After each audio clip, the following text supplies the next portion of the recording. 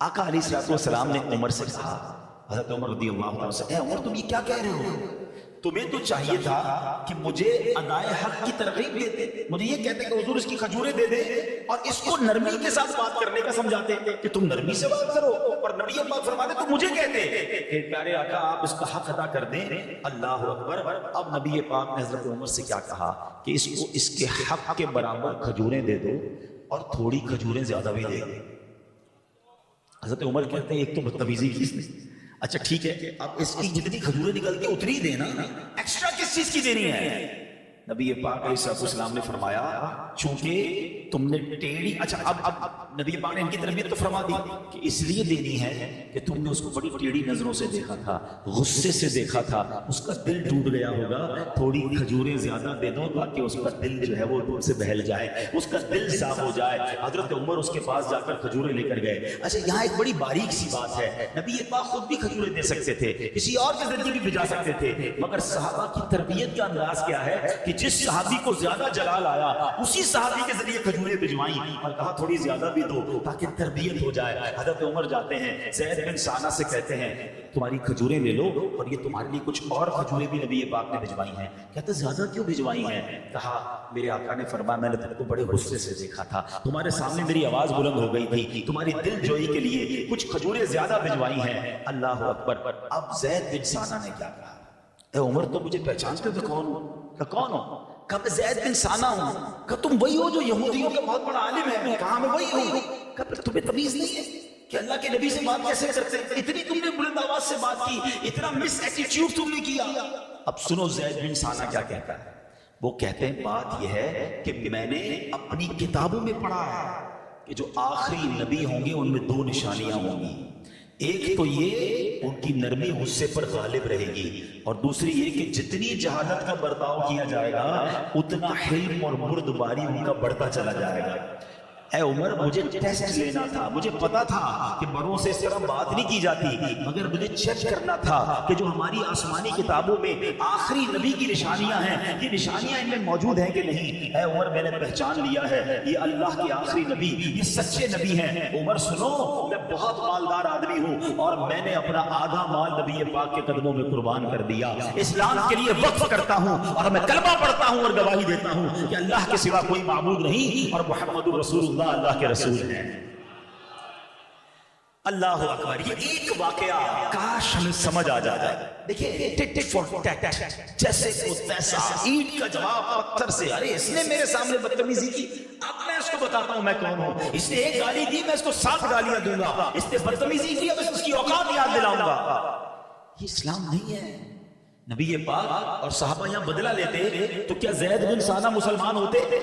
Always آپ معاف کر کے دوست بنا سکتے ہیں، آپ بدلہ لے کے دوست نہیں بنا سکتے۔ بہت تھوڑی لائف ہے، 50 60 70 سال رہنا ہے، اگر اس میں بھی لڑائیاں ہی کرتے رہے، دشمن بناتے رہے تو زندگی کا لطف کیا رہے گا؟ ارے معاف کر دیا کرو، درگزر کر دیا کرو، دوست بنایا کرو، لائف تھوڑی ہے، لائف انجوائے کرو۔ لیکن آج حال یہ ہے فلاں بھائی سے بات نہیں ہے، فلاں بزنس مین سے میری بات بند ہے، اس رشتہ دار کے گھر میں نہیں جاتا، نہیں میں اس کی دعوت میں نہیں جاؤں گا۔ ارے زندگی کو شارٹ کیوں کرتے جا رہے ہو؟ اپنے معاملات کو کیوں کم کرتے جا رہے ہو؟ آقا کا یہ طریقہ نہیں تھا۔ اچھا نعت ہم سب پڑھتے ہیں، سلام اس پر کہ جس نے گالیاں سن کر دعائیں دی، سلام اس پر کہ جس نے خون کے پیاسوں کو کوائیں دی۔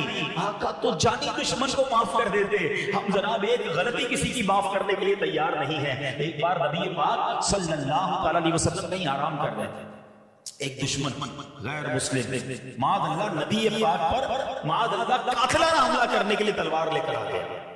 کوئی گارڈ نہیں، نبی پاک کے ساتھ کوئی اس وقت صحابی بھی نہیں تھا، ہاتھ میں تلوار، نام تھا اس کا غورس۔ نبی پاک کے سامنے آ کے کھڑا ہو گیا، پیارے آقا کی مبارک آنکھیں کھلی، غورس بڑے تکبر میں کہتا ہے اے محمد آج تجھے مجھ سے کون بچایا؟ کیونکہ کوئی نہیں تھا، ہاتھ میں اس کے تلوار ہے۔ سبحان اللہ، نبی پاک نے ایک ہی لفظ کہا اللہ۔ ادا کس کی زبان سے ہوا تھا؟ اللہ کے حبیب کی زبان سے۔ نام کس کا کہا؟ اللہ۔ اللہ اکبر، یہ لفظ کی ایسی ہیبت تاری ہوئی غورس پر کہ وہ لرزنے لگا، اس کے ہاتھ سے تلوار گر گئی۔ اب نبی پاک نے تلوار اٹھائی، کہا غورس اب تمہیں کون بچائے گا مجھ سے؟ اب تمہیں کون بچائے گا؟ اب ذرا سوچو، جو بندہ مارنے آیا ہے اب آپ کے ہاتھ میں کہتا ہے آپ تو کریم باپ کے قریب بیٹھے ہیں، آپ تو معاف کرنے والے ہیں، غلطی ہو گئی مجھے معاف کر دیں۔ نبی پاک نے اسے معاف کیا، اپنی قوم میں جا کر کہتا ہے ایسی شخصیت سے مل کر آیا ہوں جو خون کے پیاسوں کو معاف کر دیتے ہیں، کلمہ پڑھ کر غورث بھی مسلمان ہو گئے۔ ارے اسلام کی تاریخ بھری ہوئی ہے، whenever you see اسلام یہ مسکنسیپشن ہے اسلام کے بارے میں کہ اسلام تلوار کے زور پہ پھیلا ہے، نہیں جناب، اسلام جو ہے وہ معافی سے پھیلا، درگزر سے پھیلا، اسلام محبتوں سے پھیلا ہے۔ فتح مکہ کیا تھا؟ آپ نے کبھی اس کو اگر اسٹڈی کریں نا، اللہ اکبر، پہلے تو ذرا مکے والوں کا ظلم یاد کرو کہ نبی پاک کی راہ میں کانٹے بچھائے جاتے، پیارے آقا پر پتھر ان لوگوں نے برسائے، صحابہ کرام کو شہید کیا، نبی پاک کے صحابہ کو تپتی ریتوں پر لٹایا، کئی صحابہ کو زخمی کر دیا، اور پھر ایک وقت ایسا آیا کہ نبی پاک کو مکہ چھوڑنا پڑا۔ کبھی سوچو کراچی میں جو رہتے ہیں، جن کی پیدائش کراچی کی ہے، آپ کی عمر 50 سال ہو جائے، آپ کے بچے یہاں ہوں، بچوں کے بچے یہاں ہوں، آپ کا کاروبار یہاں ہو، آپ کی پراپرٹی یہاں ہو، اور ایک وقت ایسا آئے کہ آپ کے ساتھ اتنا ظلم ہو کہ آپ کو سب چھوڑ کے جانا پڑے، کتنا دکھ ہوگا نبی، اور پھر کعبہ بھی وہاں ہو، مکہ بھی وہاں ہو۔ نبی پاک جب مکے سے گئے تھے نا مدینے، بڑے افسردہ تھے، اور آپ نے ایک گھاٹی پر کھڑے ہو کر کعبے کی طرف اشارہ کر کے کہا تھا، اے کعبہ اگر مجھے مکے والے نہ نکالتے تو میں کبھی تجھے چھوڑ کے نہ جاتا۔ بڑے غمزدہ دل کے ساتھ، پھر وہ سفر بھی کتنا خوفناک اور کتنا یہ سمجھے کہ دشمنوں کا خوف تھا کہ سیدنا ابو بکر صدیق کو لے کر اکیلے ٹریول کیا تھا نبی پاک نے، غار ثور میں 3 دن 3 راتیں گزاری، اور راستہ بدل کے نبی پاک جو ہے مدینے پہنچے تھے، مگر صرف 8 سال کے اندر اللہ نے اسلام کو وہ طاقت دی کہ وہی آقا علیہ السلام جو اپنے صحابہ کو پہلے خاموشی سے مدینے پہنچنے کی آپ نے تلقین کی تھی، اب 10,000 کا لشکر لے کر مکے آ رہے ہیں، اور سبحان اللہ بغیر جنگ کے مکہ فتح ہو گیا۔ اب وہ سارے دشمن سامنے کھڑے تھے جنہوں نے صحابہ کو شہید کیا تھا، نبی پاک کے بچوں کو رلایا تھا، خود نبی پاک کے بارے میں بہت بری باتیں کہی تھی اور مکہ چھوڑنے پر مجبور کیا تھا۔ وہ سارے سمجھتے تھے کہ آج ہماری بوٹی کر دی جائے گی، مگر جب نبی پاک علیہ السلام نے پوچھا کہ بتاؤ کہ آج تمہیں معلوم ہے میں تمہارے ساتھ کیا معاملہ کرنے والا، تو سب اور کانپنے لگے کہ آج تو گئے سب کے سر قلم ہوں گے، مگر بڑے لرزتے ہوئے ان مکے والوں نے کہا تھا ہم آپ تو بڑے کرم والے ہیں، آپ تو بڑے کریم ہیں، آپ تو معاف کرنے والے ہیں۔ نبی پاک نے جواب دیا، آقا نے فرمایا لا تثریب علیکم اليوم فاذهبوا انتم الطلقاء، آج تم پر کوئی الزام نہیں، جاؤ تم سارے کے سارے آزاد ہو۔ عام معافی دے دی۔ اچھا یہاں تک واقعہ سب نے سنا ہے، اس واقعے کے بعد ٹرن آؤٹ کیا ہوا، رزلٹ کیا آیا، ذرا سمجھیے گا، لاجیکلی ایک بات سمجھانا چاہتا ہوں۔ مکہ فتح ہوا ہے 8 ہجری میں، ٹھیک ہے، کتنے مسلمان تھے؟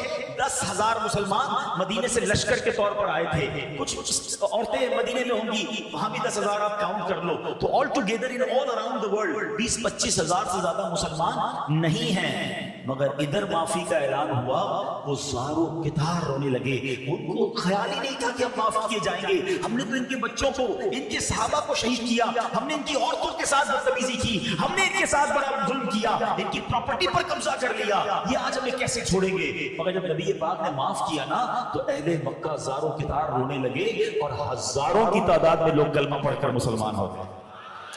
اچھا اس کا رزلٹ کیا آیا؟ حجت الوداع کب ہوا ہے؟ دیکھو میں آپ کو چلے چھوٹی سی اسلام کی ہسٹری سمجھو، اسلام کس گریجولی انداز سے آگے بڑھا ہے۔ اسلام جب نبی پاک علیہ السلام مکے سے مدینے گئے نا، تقریباً 70-80 صحابہ ہجرت کر کے گئے تھے، وہاں پہلے سے کچھ صحابہ موجود تھے۔ 2 ہجری میں غزوہ بدر ہوتا ہے، کتنے صحابہ تھے؟ سب کو بدر والوں کی تعداد یاد ہوگی، 313، یاد ہے نا؟ 2 ہجری ہجرت کر کے گئے، اور آفٹر 2 ایئرز اونلی، اور اس وقت نبی پاک نے بدر کے میدان میں ایک جملہ کہا تھا، دعا کرتے ہوئے کہ یا اللہ اگر آج یہ مارے گئے تو تیرا نام لینے والا دنیا میں کوئی نہیں ہوگا۔ اس کا مطلب پوری دنیا میں 313 صحابہ بدر میں تھے، کچھ خواتین ہوں گی، آل ٹوگیدر موٹا حساب کر لو 600-700 لوگ دنیا میں مسلمان تھے۔ ہجری کون سی ہے؟ 3 ہجری میں ہوتا ہے غزوہ احد، وہاں 700 مسلمان احد کے میدان میں ہیں، 300 سے تعداد کہاں پہنچی؟ 700 تک۔ پھر اس کے بعد آگے چلیں، 6 ہجری میں صلح حدیبیہ ہوتا ہے، جب مسلمان مدینے سے مکے عمرہ کرنے گئے تھے۔